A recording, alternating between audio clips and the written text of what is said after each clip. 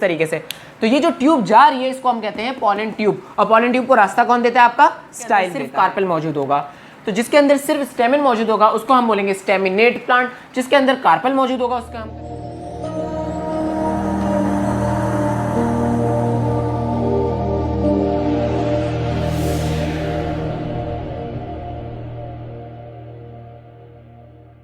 We are going to talk about sexual reproduction in plants, and as you all know, plants की कुछ specific types होती हैं जो कि आपने लास्ट ईयर यानी कि फर्स्ट ईयर में पढ़ा ही होगा।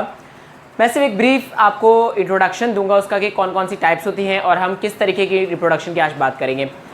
सो प्लांट्स की टाइप्स में आती हैं दो major types, that is vascular plants and non vascular plants. और वस्कुलर प्लांट्स वो होते हैं जिनमें जाइलम और फ्लोएम मौजूद होता है, नॉन वस्कुलर में जाइलम फ्लोएम मौजूद नहीं होता। नॉन वस्कुलर जो होते हैं वो लोअर प्लांट्स होते हैं, जिसकी बेस्ट एग्जांपल आपके पास ब्रायोफाइट्स है। ब्रायोफाइट्स में शामिल है मॉसेस एंड फर्न्स, जिसके बारे में हम बात करते रहते हैं। लेकिन हम आज बात करने वाले हैं वस्कुलर प्लांट्स की, जिसमें शामिल होते हैं जिम्नोस्पर्म्स एंड एंजियोस्पर्म्स। जिम्नोस्पर्म्स जो होते हैं वो सीड वाले प्लांट्स होते हैं, कॉर्न्स वाले प्लांट होते हैं, जबकि एंजियोस्पर्म्स जो होते हैं वो फ्लावरिंग प्लांट्स होते हैं। तो जी हाँ, आज फ्लावरिंग प्लांट्स के बारे में बात करेंगे, और फ्लावर का नाम सुनते ही आपको याद आ जाना चाहिए कि इसमें मौजूद होते हैं चार ख़ास चीज़ें। क्योंकि फ्लावर के अंदर सेक्सुअल रिप्रोडक्शन होती है, तो मैं आपको ये भी बताऊंगा कि इसके अंदर कौन कौन से सेक्सुअल रिप्रोडक्टिव ऑर्गन्स हैं और कौन से नॉन रिप्रोडक्टिव ऑर्गन्स हैं। तो पहले बात करते हैं कि फ्लावर का स्ट्रक्चर कैसा होता है। फ्लावर्स जो कि एंजियोस्पर्मिक प्लांट हैं उनमें उसका जो स्ट्रक्चर है, मेन स्ट्रक्चर जो है, इसमें चार चीज़ें शामिल हैं। नंबर 1 आपके पास शामिल होते हैं sepals, then petals, then stamen and then carpel. अगर हम बॉटनिकल नेम्स अगर इनके यूज़ करें तो हम कहते हैं calyx, Corolla, androecium and gynoecium. ठीक है, ये टर्म्स आपको याद होंगी, हमने पहले पढ़ी हुई हैं। जो मेन बात मैं बताने चाह रहा हूँ वो ये है कि इसमें एसेंशियल और नॉन एसेंशियल कौन है। एसेंशियल यानी कि जो ज़रूरी है हमारे यहाँ पर जो दो पार्ट्स हमारे लिए बहुत ज़रूरी हैं वो हमारे पास है स्टेमिन एंड कार्पल। स्टेमिन जो होता है ये होता है आपका मेल पार्ट, और कार्पल जो होता है ये आपके पास होता है आपका फीमेल पार्ट। ठीक है, अब ज़रूरी नहीं है कि हर प्लांट के अंदर ये दोनों शामिल हों, यानी हर प्लांट के अंदर दोनों ही मौजूद हों। कुछ प्लांट्स होंगे जिनके अंदर सिर्फ स्टेमिन मौजूद होगा, कुछ आएंगे कार्पेलेट प्लांट। ठीक है, और इन तरह के प्लांट्स जिनके अंदर सिर्फ एक जेंडर मौजूद हो, चाहे मेल हो या फीमेल हो, उनको हम कहते हैं यूनिसेक्सुअल प्लांट्स, यूनिसेक्सुअल फ्लावर्स। ठीक है, और यूनिसेक्सुअल फ्लावर को हम कहते हैं यूनिसेक्सुअल, और उस प्लांट को हम कहते हैं डाइकोशियस। ठीक है, डाइकोशियस कहते हैं प्लांट को।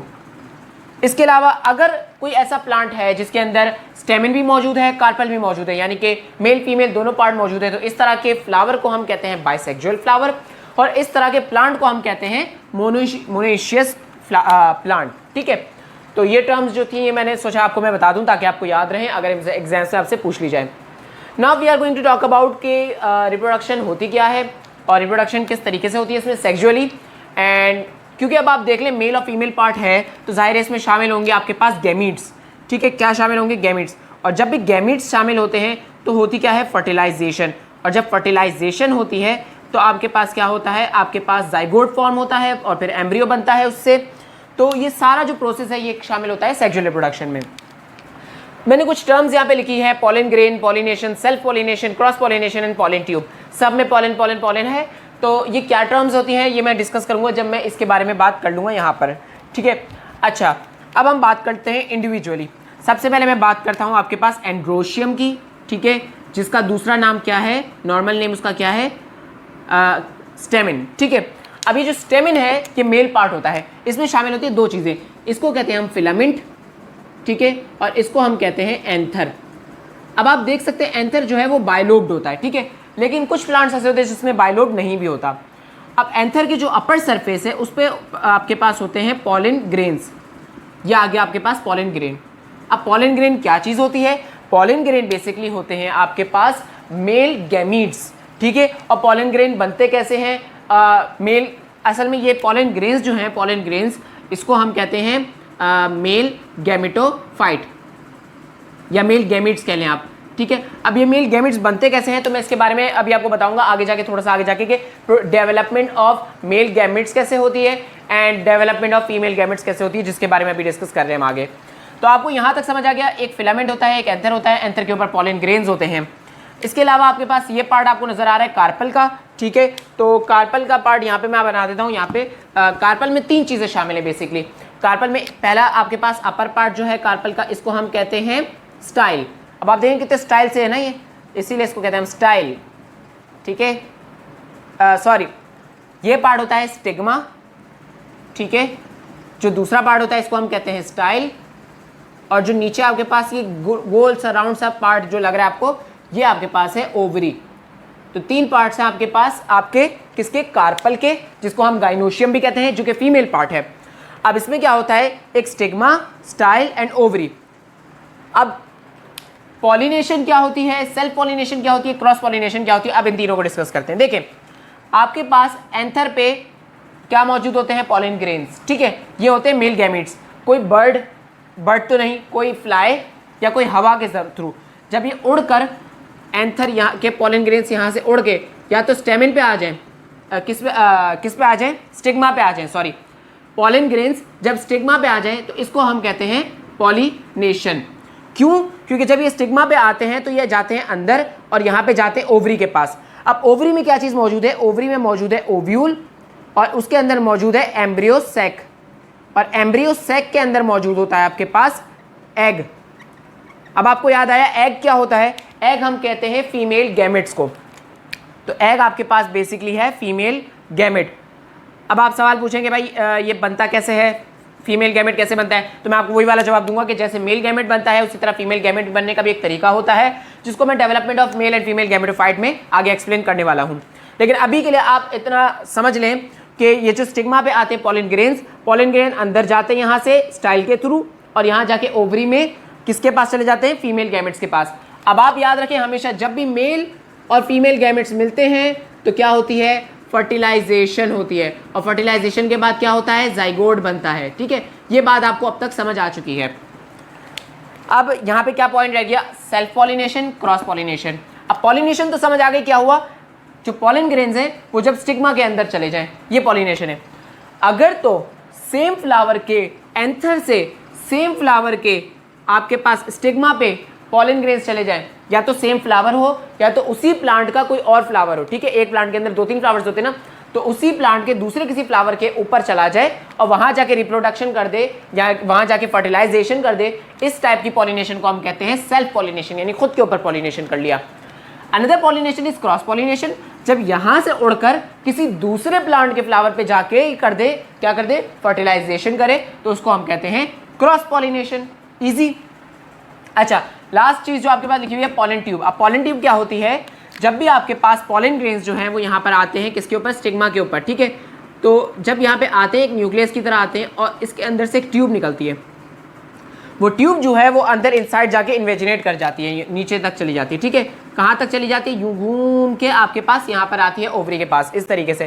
तो ये जो ट्यूब जा रही है इसको हम कहते हैं पॉलन ट्यूब, और पॉलन ट्यूब को रास्ता कौन देता है, आपका स्टाइल देता है। So that's all about the structure and the reproduction, sexual reproduction in flowering plants. Now we are going to talk about in detail कि male gametophyte बनता कैसे है और female gametophyte बनता कैसे है। Now as we discussed earlier कि हम बात करेंगे male gametophyte and female gametophyte की development की। So starting with male gametophyte first, क्या होता है male gametophyte में, आपके पास मैंने जैसे कि बताया था आपके पास एक क्या होता है, एंथर होता है, ठीक है, और एक होता है फिलामेंट।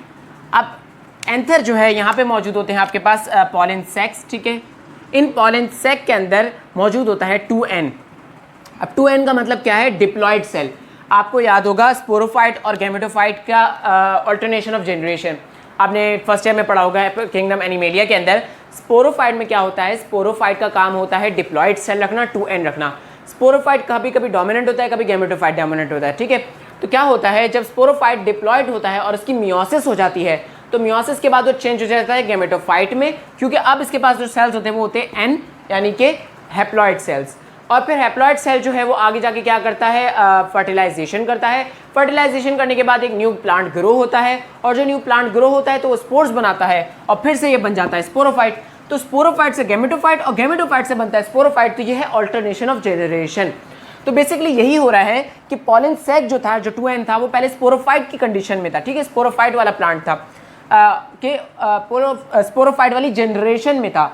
आगे जाके जब उसकी मियोसिस होगी तो मियोसिस के बाद वो जो 4 हैप्लॉइड माइक्रोस्पोर्स बना लेगा, ये होंगे आपके पास गैमेटोफाइट जनरेशन स्टार्ट होगा, इसका मतलब यहाँ पे। और वो गैमेटोफाइट जनरेशन में क्या होगा, बेसिकली आपके पास 4 हैप्लॉइड सेल्स होंगे, यानी कि n number, half number of cells होंगे, ठीक है, यानी कि नंबर ऑफ क्रोमोसोम जो होंगे वो हाफ होंगे। इसके बाद क्या होता है, उसके बाद होती है माइटोसिस। माइटोसिस की वजह से वो 4 के बजाय क्या, वो 4 जो होते हैं वो 8 में तब्दील हो जाते हैं, लेकिन 8 में तब्दील इस तरीके से होते हैं कि एक सेल के अंदर मौजूद होता है, यानी कि सेल जो है वो डिवाइड नहीं होते, 2-2 सेल्स एक एक ट्यूब के अंदर आ जाते हैं, ठीक है, इस तरीके से एक ट्यूब बना लेते हैं। नज़र आ रहा है इसके अंदर 2-2 सेल्स, इस तरीके से 4 ट्यूब्स बना लेते हैं, और इन ट्यूब्स को हम कहते हैं पॉलन ग्रेन, जो कि आपके पास एंथर पे यहाँ पे लग जाते हैं इस तरीके से, ठीक है। अब हर सेल के अंदर, यानी हर ट्यूब के अंदर 2 चीज़ें हैं, एक सेल जो कि जनरेट करेगा आगे जाके, ठीक है, जो कि स्पर्म सेल है, और एक और सेल जिसका नाम है ट्यूब सेल, जो कि आगे जाके ट्यूब फॉर्म करेगा। सही है, यहाँ तक आपको बात समझ आ गई। अब पॉलन ग्रेन जो है उड़कर गया, स्टिग्मा पे लग गया, अब स्टिग्मा में जाके स्टाइल में गया, ठीक है, अब आपके पास ये रही स्टिग्मा, इसके बाद यहाँ से स्टाइल, और स्टाइल के बाद आपके पास क्या था, ओवरी, ठीक है, ओवरी में शामिल था ओव्यूल। अब फॉर एग्जांपल यहाँ पे आपके आगे पॉलन ग्रेन यहाँ से नीचे गया, और यहाँ से अब पहुँच के नीचे से घूम के आपके पास ओवरी में, ठीक है। ओवरी में क्या हो रहा है, ओवरी में हो रहा है आपके पास डेवलपमेंट ऑफ फीमेल गैमेटोफाइट, उसके अंदर शामिल होता है मेगास्पोर। देखिए यहाँ होता है माइक्रोस्पोरेंजियम, यहाँ होता है मेगास्पोर या मेगास्पोरेंजियम।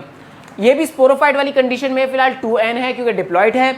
यहाँ पर भी होगी मियोसिस, और मियोसिस के बाद उसके बाद बनते हैं 4 सेल्स जो कि हैप्लॉइड होते हैं, नंबर ऑफ सेल्स जो होते हैं, जो नंबर ऑफ क्रोमोसोम्स होते हैं वो हाफ हो जाते हैं, n। यहाँ खास बात क्या है, यहाँ पे चारों जो हैं वो पार्टिसिपेट नहीं करते, यहाँ 3 जो हैं वो डिस्ट्रॉय हो जाते हैं, ख़त्म हो जाते हैं या मर जाते हैं, एक तरह से सर्वाइव नहीं कर पाते, सिर्फ एक जो है वो सर्वाइव करता है, और वो होता है आपके पास मेन सेल। अब वो मेन सेल जो है उसकी माइटोसिस होती है 3 दफ़ा। अब 3 दफ़ा अगर कैलकुलेशन करें माइटोसिस का मतलब तो क्या होगा, एक सेल था डिवाइड होकर 2 में हो गया, दूसरी दफ़ा माइटोसिस हो गई 2 से हो गए 4, और तीसरी दफ़ा माइटोसिस हुई 4 से हो गए 8। तो अब जो इतने नंबर ऑफ सेल्स जो बने हैं वो हैं 8, ठीक है, याद रखिएगा 8 नंबर ऑफ सेल्स यहाँ पे बने हैं आफ्टर 3 माइटोसिस, 8 सेल्स बनेंगे। अब काउंट कर लेते हैं हमारे पास 8 सेल्स कौन कौन से बने हैं। हमारे पास 3, एक तो होता है एग सेल, जिसने आपने यहाँ पे मेन काम करना है, ये आपके पास आ गया एग सेल, ठीक है।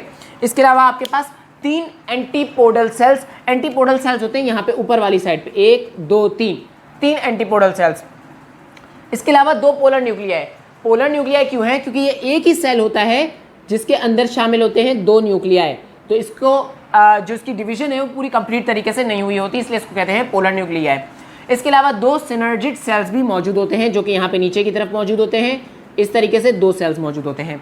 तो अगर काउंट करें तो 2 2 4 और 3 7 और 1 8, तो टोटल आपके पास नंबर ऑफ सेल्स कितने, 8 बन गए। तो डेवलपमेंट ऑफ गैमेटोफाइट समझ आ गई आपको, डेवलपमेंट ऑफ मेल गैमेटोफाइट समझ आ गई।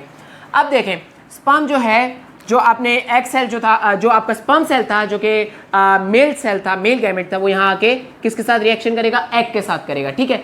तो आपका जो स्पर्म था उसने क्या किया, फर्टिलाइजेशन एग के साथ, और उसने क्या बना लिया आपके पास, फर्टिलाइजेशन करने के बाद जाइगोट बना लिया, ठीक है।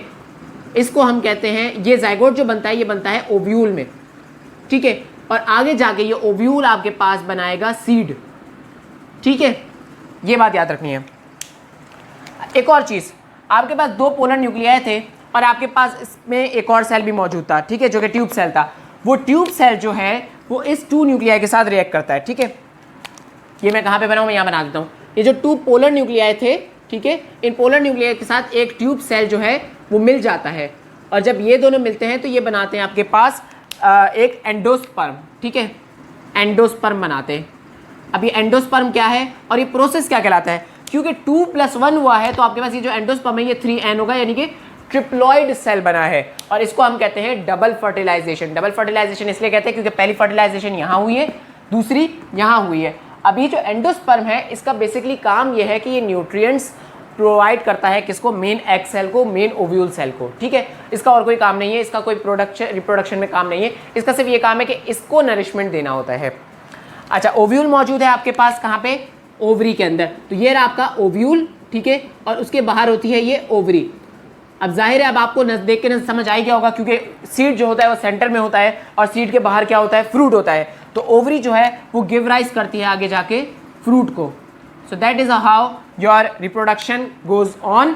फ्रूट जो है ह्यूमंस या एनिमल्स खाते हैं, इसके बाद जो सीड होता है वो छोड़ दिया जाता है या फेंक दिया जाता है। अगर उसे परफेक्ट सॉइल मिल जाएगी तो वो सीड ग्रो कर जाएगा एक न्यू प्लांट में, जिसको हम कहते हैं स्पोरोफाइट। एंड वो स्पोरोफाइट फिर अगेन पॉलिन ग्रेन्स बनाएगा, अगेन आपके पास पॉलिनेशन होगी, अगेन आपके पास फर्टिलाइजेशन होगी एंड अगेन इसी तरीके से पूरा प्रोसेस कंटिन्यू लाइफ साइकिल चलती रहेगी. So that's how sexual reproduction takes place in plants. Thank you for watching this video. Production in animals का जो पार्ट होगा वो मैं नेक्स्ट वीडियो में कवर करूंगा.